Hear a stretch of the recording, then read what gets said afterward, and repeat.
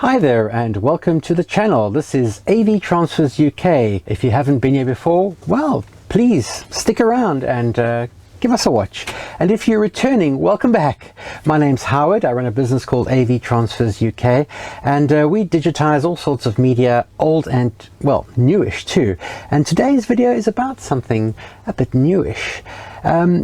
When broadcasters switched to high definition in the mid 2005s onwards and started using tape-based high definition formats, there was a flurry to get these machines, and they went for unholy amounts of money.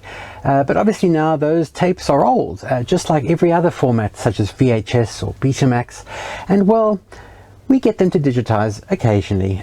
Not so much the newer stuff, because a lot of companies kept those machines long enough to do it themselves, or the broadcasters at least did, but the ones that do come to us are very interesting, and this job is quite interesting in particular because these tapes dated 2013, which is not, well, 12 years ago? It's not that old.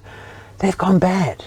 So let's take a look. What we're looking at here is one of 8 tapes that we got in. This is a broadcast from a famous sports channel here in the UK, and if you look carefully you'll see here what's happened. This has been dried out at a very low temperature of about 35 degrees Celsius for a couple of days to just kill off most of the active spores in the mold. But if I just lift off, this has obviously been unscrewed already. We can take a look here at the tape, and if you have a look here you'll see on both sides there is a lot of growth, a lot of mold.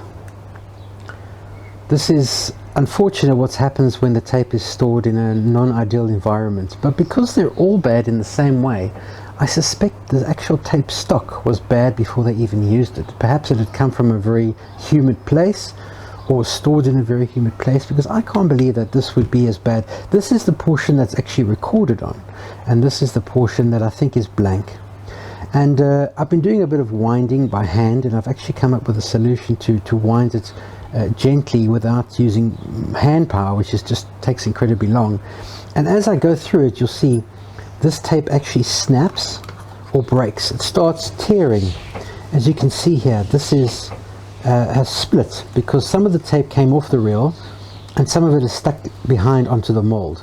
So whenever I hit a snag like that, I've actually got to go very carefully and separate it. As I say, I'm not too concerned about this part of the recording, because I know this is generally, on these recordings, is blank beyond this point, but I need to get what's on this tape off. And ideally what I need to do is run through, you can actually hear that, it's like a tearing sound, a very disquieting sound. Like if I was to run this in the machine, it would clog the heads and it would probably snap in about 10 seconds. And this tape is unfortunately exceptionally thin.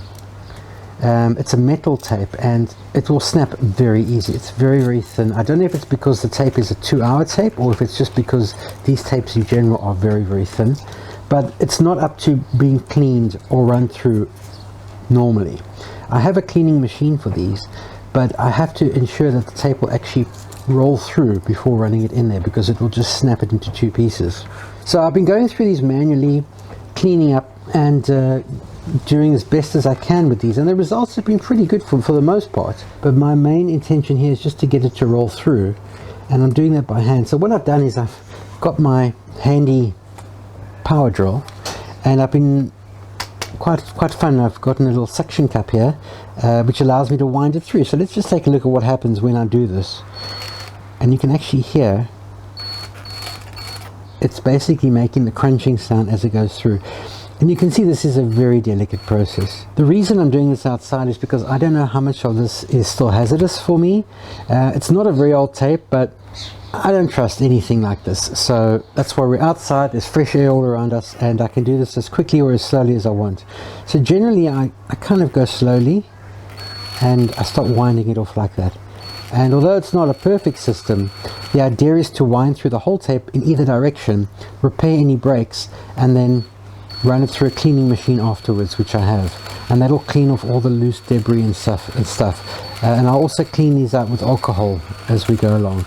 But I just wanted to give you guys a little heads up onto what can happen to even modern tapes and how this is a problem for people in this industry. So here you can actually see there's a bit of white at the bottom, because the white dead mold now is not only at the top of the tape, it's actually underneath as well. So this will be more the job of the tape cleaning machine inside. But initially the task is, once it's been dried, is to run the tape through without tears to get it through. And I've had to run this at a very low temperature because if you get the tape too hot, especially this tape, it can get buckled or it can hit the flash point. The flash point is where the tape actually is erased. So you can't just put it in any old oven. It has to be a very specific dehydration oven.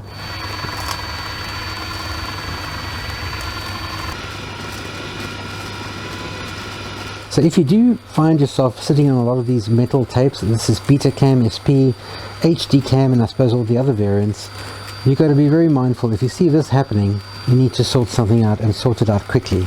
So, like I say, I've been a big fan of the cassette since I was a kid, and a love affair that started in the early 80s making mixtapes, like a lot of you out there, I guess. Maybe not everyone, and it's even better having you here because we can tell you about these amazing little things. This went with you everywhere, in the bag to school, in the car, on your first date. There are lots of good memories on these cassettes. But enough about the old stuff. Let's talk about this other interesting item, the mixtape. This is an interesting item made by the creator in Texas, Paul Things, that's his name, well that's the company's name. And this is not so much a technical review, just a bit of fun really. The mixtape is essentially, well, let's have a look. It is effectively a cassette tape with a difference. It basically produces sound from your favorite MP3s or music collection or your telephone via Bluetooth, and this connects into the cassette deck. This plays like a normal cassette, but it is in fact converting your cassette deck using its old technology into something much more modern. I hope it's still got some charge left in it. I believe it does. And there we go. It's got a very cute little LCD screen. Some of the music is actually included on the cassette itself. But if you start playing something, and I can't hear anything, right? But if I plug something in here, it's definitely playing. Okay, but now that's not really what we want. I mean, you can get any amount of portable Walkmans that play MP3 files. I want to put this in the cassette deck and let's have a listen to what it sounds like.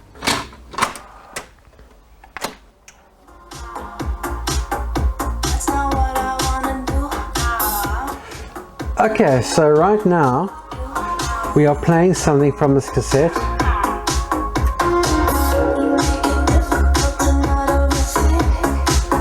So proof of concept, it does work. What I will say, which is a pity, is that the display doesn't stay lit up. So it doesn't give you much to look at in terms of eye candy, which is a pity because it does work, definitely.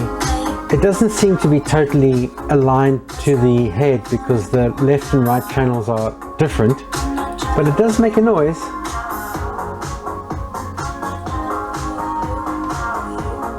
So here's a little hack I've just discovered. I turned the tape round and I'm playing it in the other direction, and this side actually sounds much better and the volume is much more consistent across both channels. So because the screen doesn't really feature when it's playing, this is actually quite a nice way of doing it, and that's quite interesting just to look at that. It's kind of a fun item. It's just quite cool and quite interesting.